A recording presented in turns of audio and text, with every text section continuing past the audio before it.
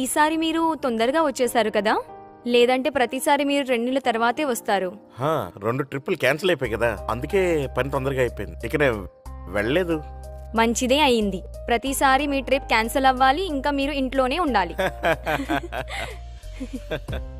నాకు కూడా నిన్ను వదిలి వెళ్ళడం అసలు నచ్చదమ్మా. మీరు అందరినీ తీసుకుని వెళ్తారు, కానీ నన్నే ఎక్కడికి తీసుకువెళ్లరు.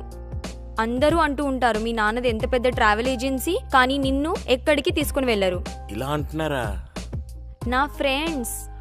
వాళ్ళకి చెప్పు, మీ నాన్నగారు నిన్ను ఎంత దూరం తిప్పడానికి తీసుకెళ్తారంటే వాళ్ళు అసలు ఆలోచించలేరని. ఏమో ఆ రోజు ఎప్పుడు వస్తుందో. నాకు అనిపిస్తుంది నా పెళ్లి రోజు కూడా మీరు నాతో పాటు ఉండరేమో అని. నా కోసం మీరే నా అమ్మా నాన్న, ఇంకా మీరే ఆ రోజు ఉండకపోతే. ఇదంతా నీతో ఎవరు చెప్తున్నారు? ఎవరు అనలేదే, ఎవరు అనలేదు.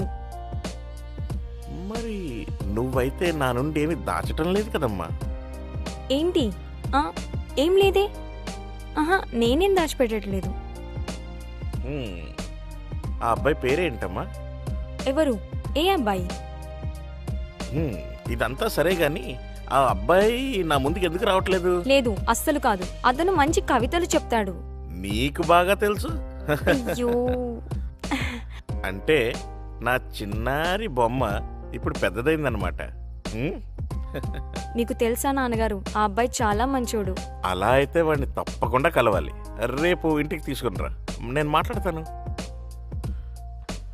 ఎక్కడుంటాడు? ఇక్కడే దగ్గరలోనే, పక్కన ఏరియా ఉంది కదా, అక్కడే. ఇంకా ఏం చేస్తుంటాడు?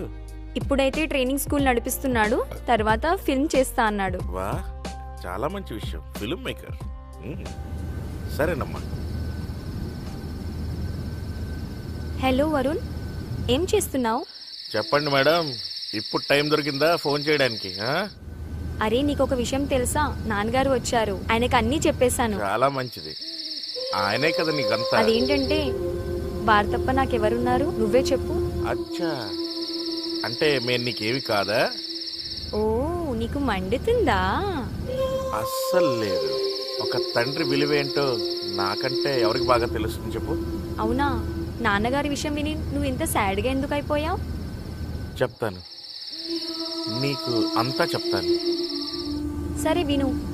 మా నాన్నగారు నిన్ను కలవాలనుకుంటున్నారు. సర్వనాశనం. సర్వనాశనమా?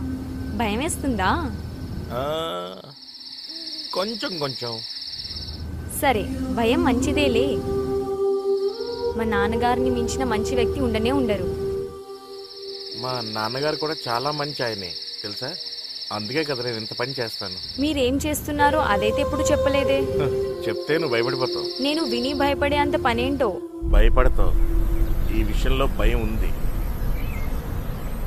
ఇన్ని రోజులుగా నువ్వు మన రిలేషన్షిప్ గురించి సీరియస్గా లేవనే అనుకుంటాను, కానీ నాకు ఇప్పుడు అనిపిస్తుందో చాలా సీరియస్గా ఉన్నావు.